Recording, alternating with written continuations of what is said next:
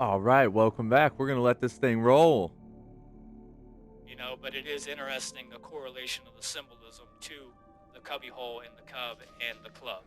Definitely, yeah. We're definitely going to be covering the occult in depth in future shows. And one thing that I wanted to add is, I like what you said about the rabbit being pulled out of the magician's hat because obviously it's coming out of nothingness. And obviously we always know that the rabbit is associated with the spiritual path, like Alice in Wonderland, following the rabbit down the hole.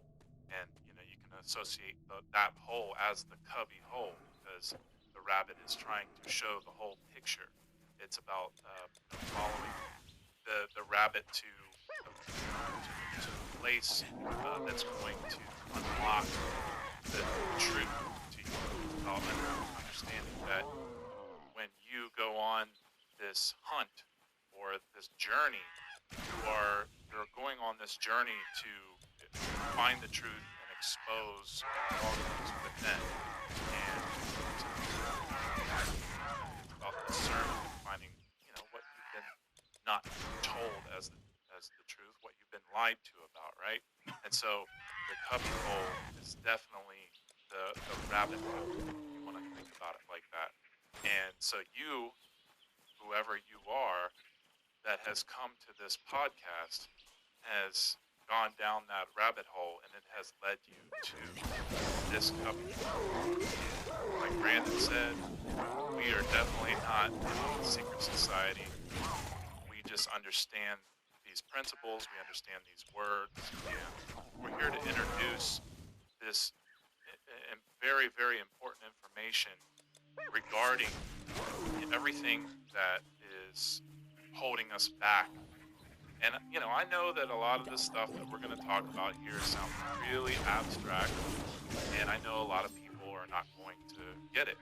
But I assure you, if you open your mind and you open up to the possibility of understanding these sacred sciences, because that's what they are, then you are going to be in for one of the greatest treats of humanity that could ever possibly know, because it's about helping us understand our origins. It's about helping us understand who we truly are. And the closer we get to that is the closer we get to truth, because that's what the truth is. And we're just doing our best to understand this knowledge. And one of the great things that we have come across and discovered about ourselves is truth discovery, which means understanding the trivium. And that's I'm glad that I'm bringing this up to bring a segue into what the trivium is, what it means, and how we use it. And I think Brandon even brought up a really good point about the brain, the reptilian brain, the limbic brain or mammalian brain, and then you have the neocortex. So the three combined is the triune brain.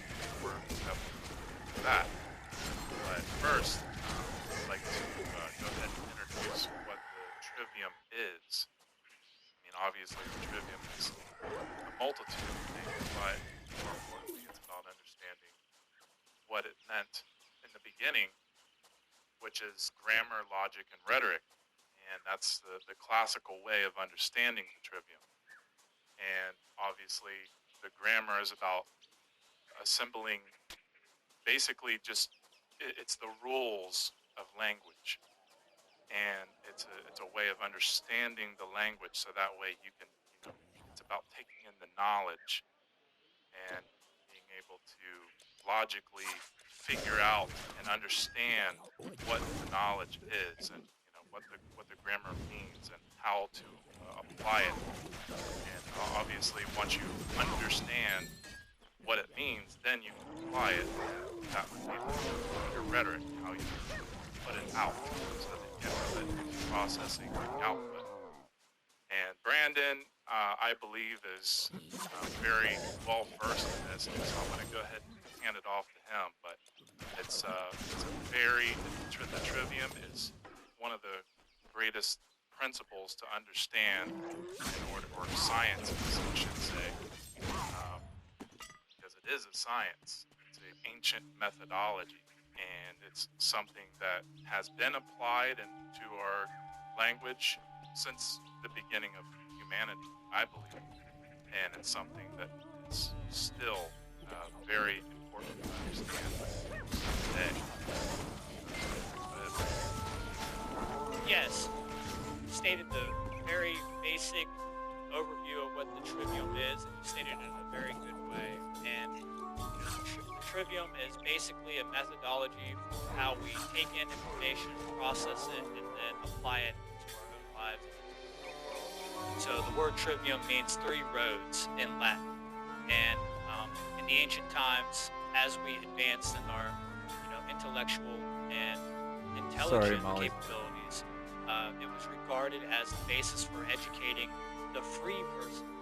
Now, it's very important to understand that it's about freedom, because it's about reclaiming your mind, reclaiming your ability to own your own thoughts, emotions, and actions, and to discern and filter through information to find the truth, the objective truth.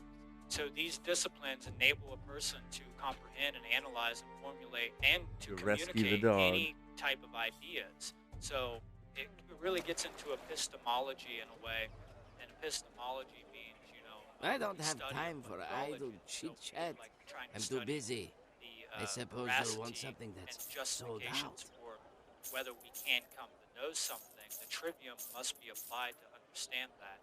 And hopefully we'll have an episode just about epistemology in the future, and just philosophy in general. I'm sure we will. But it was the basis for the 7 liberal arts, Come again. and we'll be talking about the other 4 liberal arts, which has to do with the quadrivium, which is the 4 roads or the 4 paths of and that has to do with a more scientific approach to to advancing our consciousness. So the 4 can be related to the 4 elements in alchemy, and then the 5th element could be related to the triune aspect of the consciousness, which could be looked at as 1. The 3 is the 1; it's a completion. So the trivium could be that 5th element in a way. But yeah, it has to do with the 7 liberal arts. And I mean, we can look at it in a symbolic fashion too. We can look at it in a way that the grammar is the roots of a tree that's soaking in all the nourishment, all the knowledge, from a vast variety of topics, from a broad base of different, sources and things like that. And then the actual trunk of the tree is the growing and the understanding and asking different types of questions, asking questions about the why and the how. And then the rhetoric is what we put into the world, which is, applying and integrating what we have come to understand. And I mean, there's so much you can find out about the trivium. I personally recommend going to triviumeducation.com, which is a great place to find all the information about the trivium, and they definitely have like a little type of school there where they'll take you through, they'll give you study guides, they'll take you through everything that you need to know to learn how to use the trivium in your own life. So like Nate pointed out earlier, the classical, version of the trivium is grammar, logic, and rhetoric. And then we can look at it in like an esoteric way, which is knowledge, understanding, and wisdom. Wisdom being the applied action, the rhetoric. And then we can look at it in a more modern sense, which is input, processing, output. So you can take another symbolic approach as with a computer. You have your input devices, which are your keyboard and your mouse, and then your processor or your main tower or your device that you're using, the actual hardware that processes the data that you're putting into that system. It's the main thing that's going to allow you to have understanding and to have a good result. And then as that's projected, it's projected to the output device, your screen or the printer. So if the data that's put into the device is corrupted and is just not accurate, it's based on fallacies, it's based on lies, and then whenever you're programming that device with, it's going to put out on the screen, unless it's doing a really good job of filtering out all those inaccuracies and lies and things like that, all that corruption and toxicity, then you're going to get very bad results on your screen. You're not going to have clear results. You're not going to have high definition, coming out. So if you printed something out, it's not going to look quite as good. So that's a really basic way of understanding, how that works. A little bit more to this, just for the people who are more interested in some in-depth understanding of it, is that the input, the grammar, like I said, it's about gathering the data from an eclectic array of sources without prejudging it. You just have to take it all in, put it on the table, and look at it and filter through it. So, this is answering the who, the what, the when, the where, the raw data, things like that. And then the second process is that processing, the logic, the understanding. And, this takes the ability of filtration and correlation, and you got to analyze. And with this one, I would recommend using the quadrivium to that, and we'll get to that in the next episode, where we're going to explain what the quadrivium is. But once you do learn that, I would highly recommend applying the quadrivium into your processing. And this enables us to learn why, what is the reason or meaning or purpose, and also what is the causality, because the why is the most important when we're trying to get to anything. When we're trying to get to real solutions, we need to know the why. Why has this taken place? And then get to the other aspects of that, because why is the causality. And then when you put that out, it's rhetoric, it's wisdom. So this is about the speech or action based upon the knowledge that one has gathered and understands. And this is how knowledge and understanding are, propagated, so that real and positive change can be created. As long as these processes fall into place and you're doing this correctly, you're going to get good results in your life. And this is why they took it out of the educational curriculum, because they didn't want people to understand how to use their own minds. So I believe there was a general who actually executed one of his soldiers for teaching the trivium to the slaves in, I think it was Roman times that this happened. I can't quite recall exactly, but I know that it was very frowned upon and highly punished if you actually taught any slaves the trivium methodology, because it would teach them how to think. It would teach them how to become free in their mind, and then they actually might stand up and rebel against their oppressor. We don't want that as oppressors, right? Nobody wants that, because we want to make sure that we have docile, people that won't stand up, that don't know how to think, that can be easily programmed, that are gullible, that are naive, So this also goes into teachability, right? So the trivium has to do with, our education and how we're learning things, and to be open-minded and to have a healthy form of skepticism, but also not to become too rigidly skeptical, or just too open-minded, where we're just taking in anything and believing it all, to be gullible or to be very naive. And that's something I will be talking about at the Seed 4 conference. But I think that's a pretty good basic overview of what the trivium is and how to use it. And I would highly recommend people go to that website and do some of the studies, do some of the tests that they have on their website, and you would definitely see a very positive result when applying this into your own world and into our world, I should say, but into your own life, and actually, learning how to deal with the overload of information that we're dealing with today, especially with the widespread internet and how much information we do have. So it's our responsibility to deal with all that stuff, And this is one way that we can learn how to deal with all that information, is by learning how to think, learning how to process it, and then learning, what we should be putting into our world based on, what we want as results from it. And I believe that we all want pretty much kind of the same thing, at least most of us, not the corrupt elite or the people who are trying to actually control us and things like that. But for the most part, generally, people can say that they do want truth in their lives, that they do want love in their lives. They don't want war. You know, some people do, unfortunately, and I see a lot more people want that now than I've seen in a long time. But you know, like if I ask random people on the streets, my neighbors or something like that, they're gonna tell me obviously they don't want war. You know, so this is how we can help to get the firm basis or foundation of where we can like springboard off of and actually create good results in our lives, because we can't do anything if we don't know how to learn. We can't, you know, deal with any of the problems in our world if we don't actually know how to, you know, take in information and put it out into the world. So go ahead, Nate. Yeah, and also, just in case it wasn't said earlier, it's really important to understand the symbol that goes with this, which is the triangle, the equilateral triangle. And the equilateral triangle is what we use as the symbol to understand the trivium. So when you envision that triangle in your mind, you see three sides. That's the three-sided path. That's where all paths are united. And when you think of that triangle, you literally put, you know, grammar on one side, logic on the bottom, and then rhetoric on the right.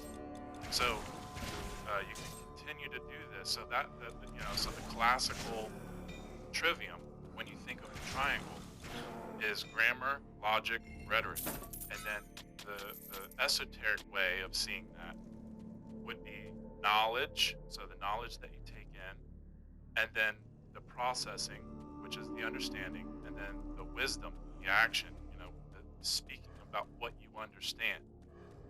And then think about the obvious: input, processing, output. Or you can think about it as the thought, emotion, and action. And I think, you know, it's just really important to think about that symbol when you're thinking about these, because then you understand why that symbol is so powerful, so important. Also, you can think about it as the Holy Trinity, which is the Father, the Son, and the Holy Spirit, or the Holy Ghost. And once you understand that, and I'm not trying to, sound biblical or sound religious. It's just once you understand these principles, you understand the science of the trivium, then you can understand what biblical texts are actually trying to say instead of taking it literal. And that's something else we're going to really get into on here eventually. So I just wanted to add that to help us understand that the symbol is so important to recognize and understand that the trivium is the triangle, and then of course the quadrivium, that's the square, that's the four. So very, very important information to understand before we go any further. Yeah, that's very well said. And like we were talking about earlier, this does relate back to the three components of the brain as well, with the reptilian complex, reptilian limbic system, and then the neocortex.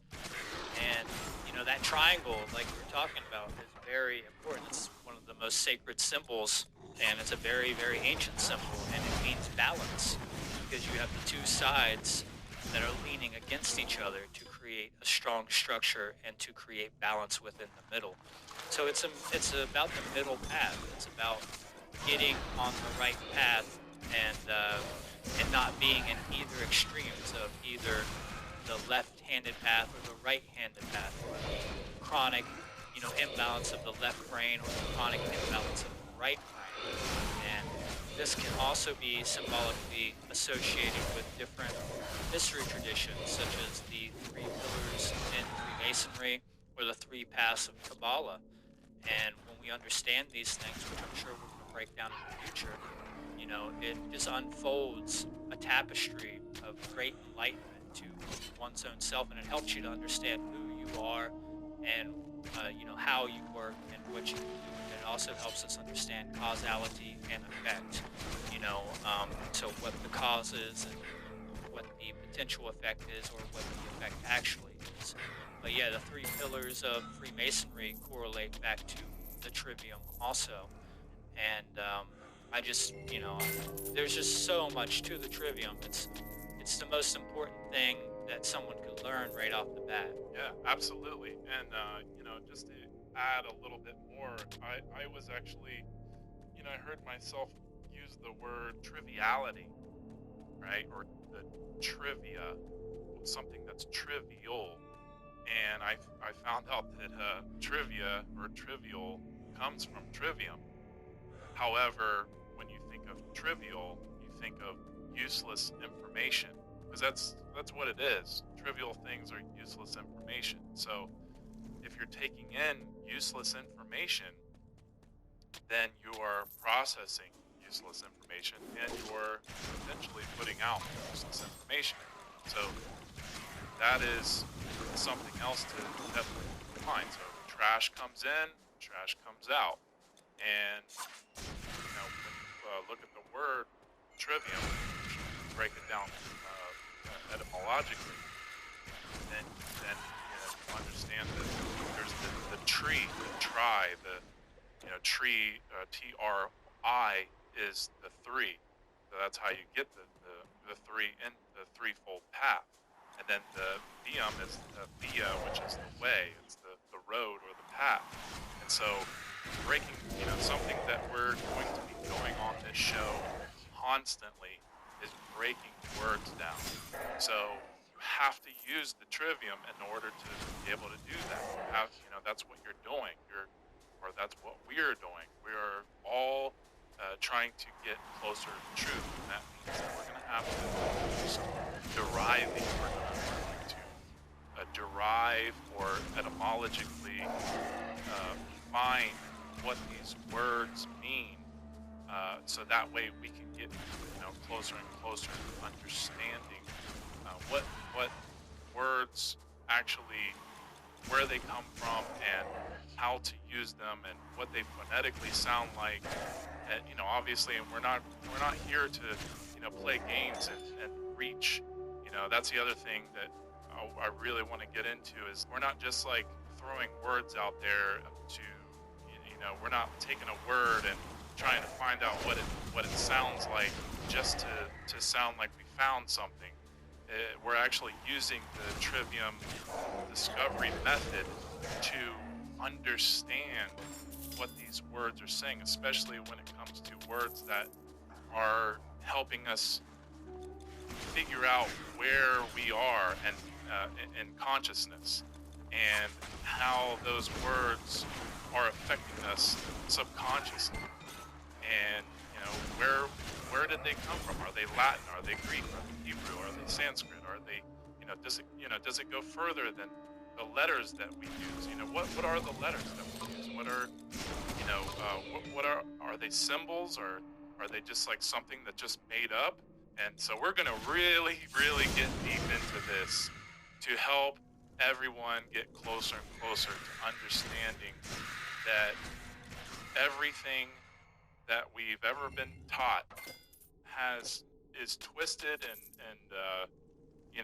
we're not being told the truth about things. We have to discover it for ourselves, and that's what it's about. We're not on here trying to tell you how to think and how to be, but we are on here teaching how to think, if you want, teaching like a proper way of how to discover information and then come to an understanding and then be able to put it out on your own.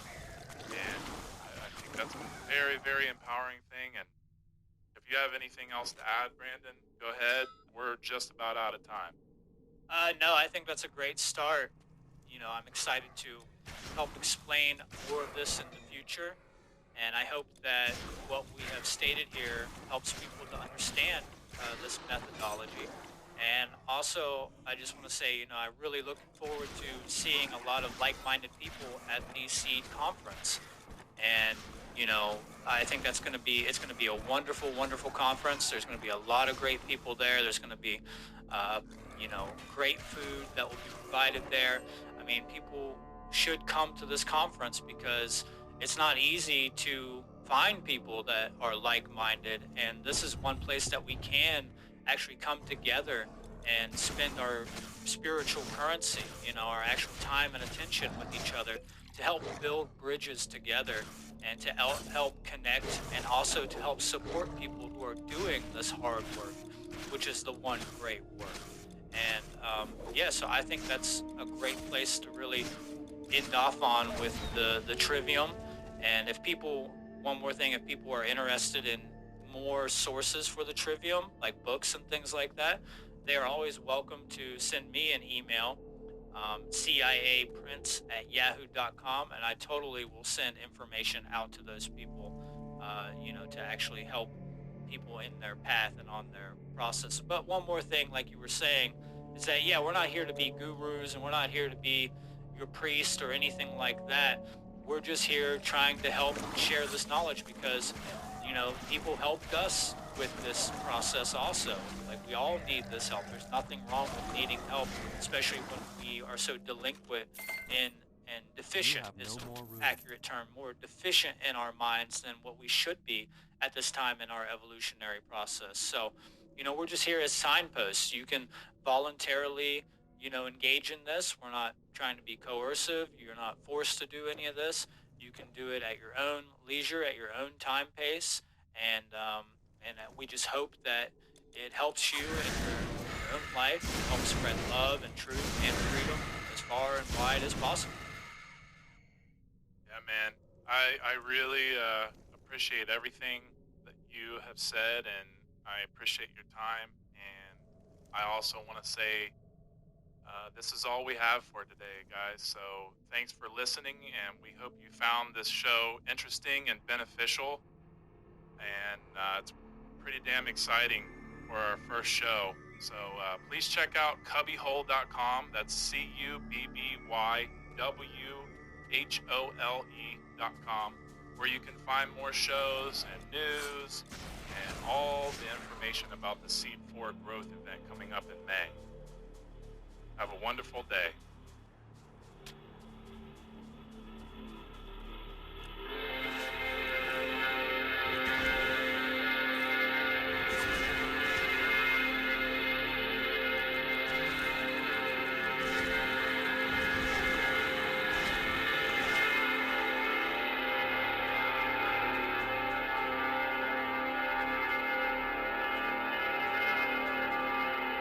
All right, there you go. We have it. I'm gonna stand next to this dead bug right here. There we have it. That was a great episode. Like I said, they have fantastic stuff. Just top shelf knowledge, top quality. Thanks for staying tuned. Thanks for sticking tuned.